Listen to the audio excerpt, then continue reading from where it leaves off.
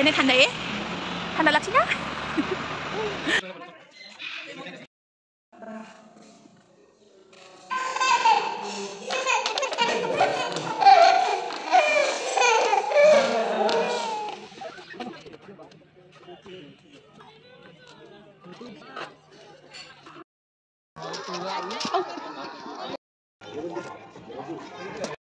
Curiosa. Oh.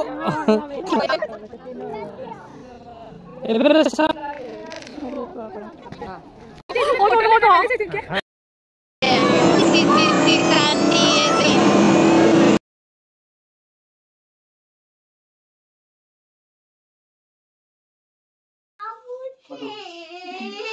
Kudu lagi. Adi suni sao.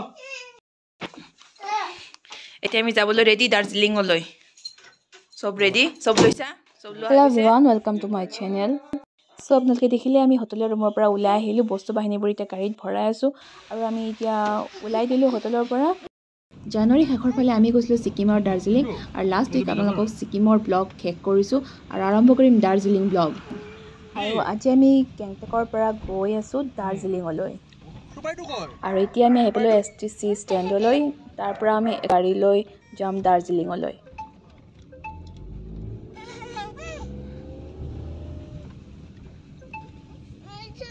Dime nama hoje, namilo ami de. Namilo. Baik ba?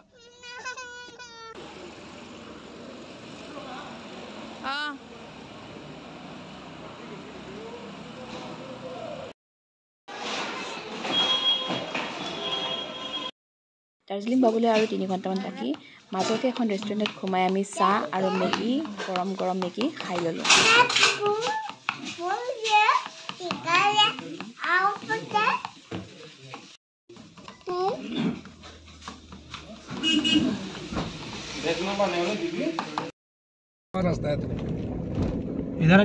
Finally আমি পাই গলো দাৰ্জিলিং আৰু ইয়াতে দি আছে এতিয়া বৰষুণ এতিয়া আমি কেনেকৈ নামিম হেয়া হৈছে আমাৰ চিন্তা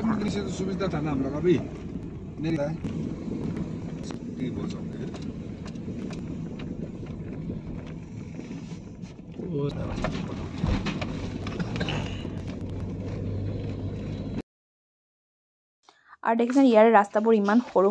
টিকলা আৰু আমাৰ ঘৰৰ গলিবিলাকৰ নিচিনা ৰাস্তা ইয়াতে পাই গলো হোটেল আৰু এয়া হৈছে আমাৰ ৰুমটো মান ধুনীয়াকৈ সজাই থৈছে কোন কমাৰ পিছত আমি ওলাই আহিলো ওচৰতে থকা মল ৰোডলৈ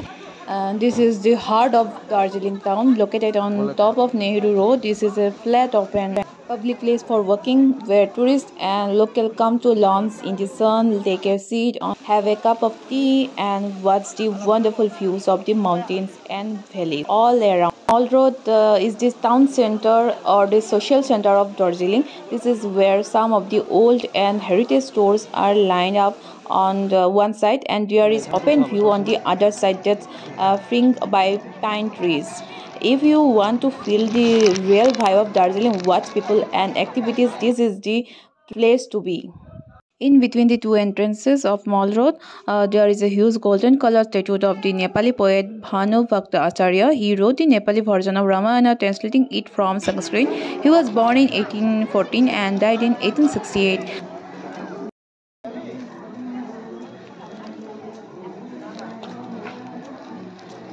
Mahakal Market is located next to Mall Road. And through this, we will go to the Mahakal temple. আৰু এই বজাৰৰ মাজেৰে আমি এতিয়া গৈ আছো মহাকাল মন্দিৰলৈ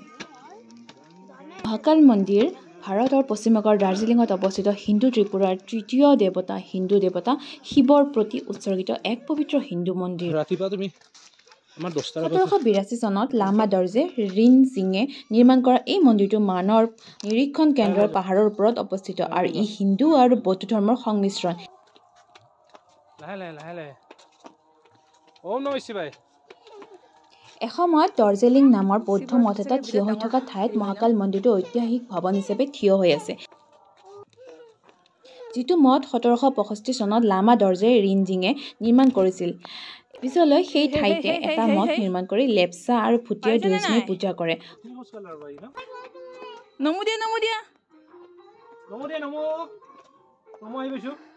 ভাগৰ লাগিছে তাৰ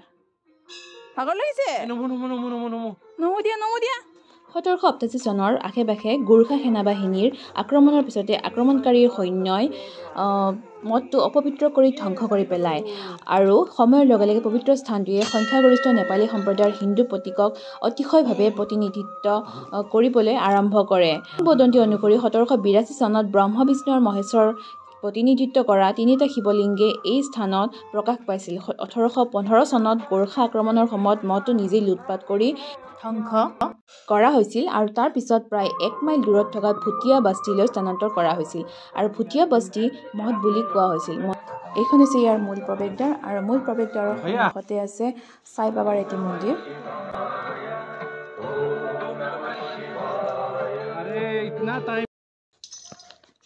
মন্দিৰটো এই অঞ্চলৰ এক বহু পূজনীয় আৰু দৰ্শনাৰ্থীৰ ধৰ্মীয় মন্দিৰ কিংবদন্তি অনুসৰি দাৰ্জিলিং নামটো মঠটোৰ নামটোৱে দৰ্জেলিঙৰ পৰা উদ্ভৱ হৈছিল মূল মহাকাল মন্দিৰটো শিৱৰ প্ৰতি উৎসৰ্গিত আৰু ইয়াত সমাজ আৰু ধৰ্মৰ সকলো শ্ৰেণীৰ ভক্তই অৱসৰ বা তীৰ্থযাত্ৰা দুয়োটাৰ বাবে মন্দিৰটোলৈ বেছিকৈ অহা দেখা যায় ঘণ্টাৰ শ ৰঙীন প্ৰাৰ্থনাৰ পতাকাবোৰে আভিল ৱাক আৰু মন্দিৰত শাৰী পাতিছে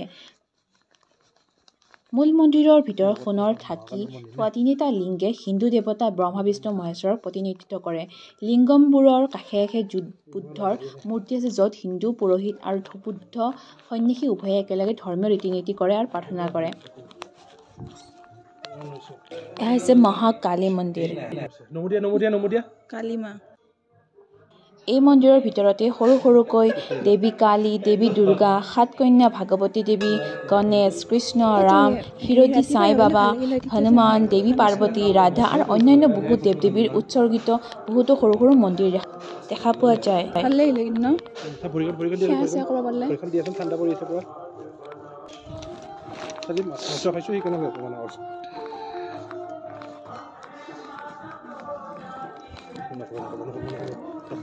হৈ যাব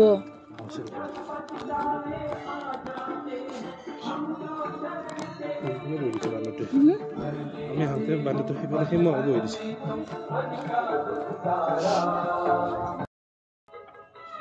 মহাকাল মন্দিৰ চৌৰাস্তা বা মল ৰোডৰ পিছফালে অৱস্থিত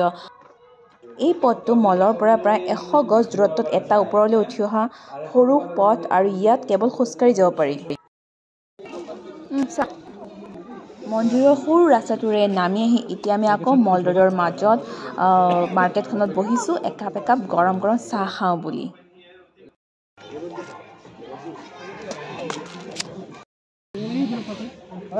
I'm going to end today's video here. Thank you so much for watching till the end. See you again with a new beautiful vlog. Bye.